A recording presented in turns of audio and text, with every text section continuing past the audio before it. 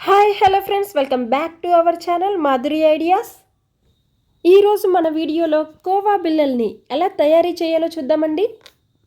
ఈ కోవా బిళ్ళల్ని చాలా తక్కువ ఇంగ్రీడియంట్స్తో సింపుల్గా, క్విక్గా, చాలా ఈజీగా ప్రిపేర్ చేసుకోవచ్చు. ఇప్పుడు పిల్లలు ఇష్టపడేలా కోవా బిళ్ళల్ని చేసేసుకుందాం. ముందుగా దీనికోసం గ్యాస్ స్టవ్ని ఆన్ చేసి లో ఫ్లేమ్లో పెట్టి దానిపైన ఒక ప్యాన్ని పెట్టండి. నాన్ స్టిక్ ప్యాన్నే పెట్టండి. అప్పుడే మనం ప్రిపేర్ చేసుకునే కోవా అనేది కడాయికి అతుక్కోకుండా వస్తుంది.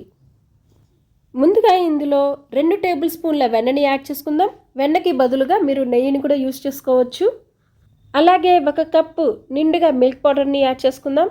ఇలా మెజర్మెంట్స్ కప్పే కాకుండా మన ఇంట్లో చిన్న చిన్న కోపా గిన్నెలు ఉంటాయి కదా, ఆ గిన్నెతో కూడా మెజర్మెంట్ చేసుకోవచ్చు. ఒక చిన్న బౌల్ తీసుకొని దాంట్లో మెజర్ చేసుకోండి. ఈ మిల్క్ పౌడర్ బయట మార్కెట్లో అవైలబుల్గా ఉంది. నేనైతే ఇక్కడ ఎవ్రీడే మిల్క్ పౌడర్ని యూజ్ చేస్తున్నాను. దాని తర్వాత ఇప్పుడు ఇందులో 1/2 కప్ షుగర్ పౌడర్ని వేసుకుందాం. అలాగే 1/2 కప్పు పాలు బాగా మరిగించి చల్లార్చిన పాలని తీసుకుంటున్నానండి. 1/2 కప్ని తీసుకోండి. ఇప్పుడు ఈ పదార్థాలన్నిటినీ ఉండలుగా లేకుండా బాగా కలుపుకోవాలి. చూడండి, మళ్ళీ మరొకసారి చెప్తున్నాను, ఈ ప్రాసెస్ అంతా కూడా గ్యాస్ స్టవ్ని లో ఫ్లేమ్లోనే పెట్టి మాత్రమే కుక్ చేసుకోవాలి. అలాగే ఈ ప్రాసెస్ అంతా కూడా 5 to 10 మినిట్స్ లోపే పూర్తయిపోతుందండి. వీడియోలో చూపిస్తున్న విధంగా ఉండలు లేకుండా బాగా మిక్స్ చేసుకున్నాం కదా, అంటే షుగర్ పౌడర్ అంతా మెల్ట్ అయిపోయి పాల పొడి, వెన్న, పాలంతా బాగా మిక్స్ అయిపోతుందన్నమాట. కోవా మనకి దగ్గరకు పడేంత వరకు కలుపుకుంటూ ఉండాలి. పాలకోవా అనేది చాలా త్వరగా పూర్తయిపోతుందన్నమాట. ఇలా కంటిన్యూగా కలుపుతూ ఉండాలి.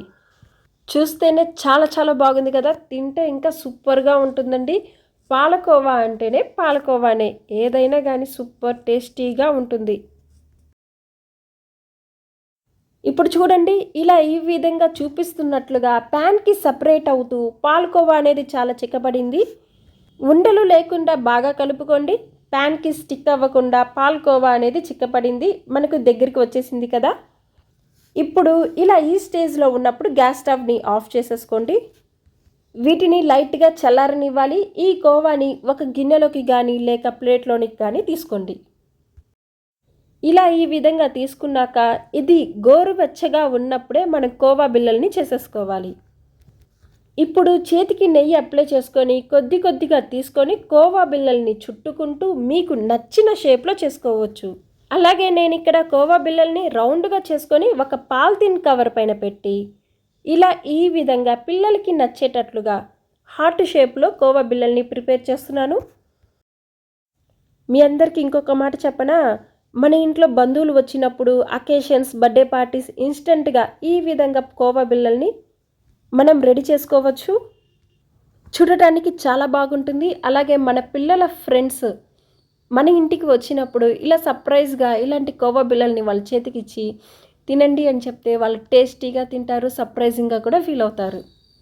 ఇప్పుడు లాస్ట్ అండ్ ఫైనల్గా చిన్న ముక్కలుగా కట్ చేసుకున్న పిస్తా పప్పుల్ని మనం గార్నిష్గా చేసుకుందాం.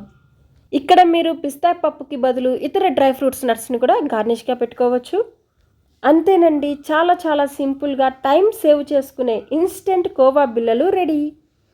మీకు కనుక ఈ వీడియో నచ్చినట్లయితే ప్లీజ్ లైక్ చేయండి, మీ స్నేహితులకి మరియు బంధువులకి షేర్ చేయండి. మీరు కనుక మన ఛానల్ని ఫస్ట్ టైం కనుక చూసినట్లయితే సబ్స్క్రైబ్ చేసుకోండి, పక్కనున్న బెల్ ఐకాన్ని టచ్ చేయండి. అప్పుడే నేను పంపిన వీడియోలు మీకు నోటిఫికేషన్ ద్వారా తెలియచేస్తాయి. మీకు ఈ రెసిపీ కనుక నచ్చినట్లయితే కింద ఉన్న కామెంట్ సెక్షన్లో తెలియచేయండి. మళ్ళీ మరొక మంచి రెసిపీతో కలుసుకుందాం. అంతవరకు సెలవు, బాయ్.